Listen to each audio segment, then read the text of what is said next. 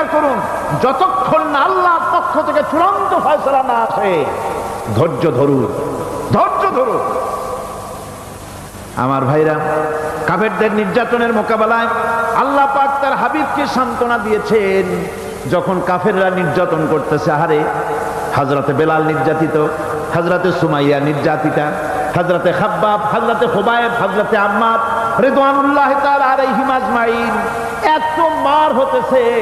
হযরত ওমর হযরতে খাব্বাব রাদিয়াল্লাহু তাআলা আনহুকে খোলা গায়ে দেখে বলছিলেন, খাব্বাব রে, তোমার পিঠে এত গর্ত কেন? এত গর্তওয়ালা পিঠ তো আমি মানুষের দেখি নাই, এত চিকুন কোমরওয়ালা মানুষও তো দেখি নাই। তিনি বলেছেন, ওমর তুমি কি ভুলে গেছো?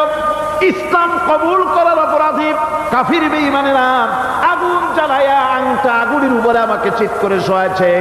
আমি যেন নড়াচড়া করতে না পারি সেজন্য আমার বুকের উপরে পাথর চাপা দিয়ে রেখেছিল।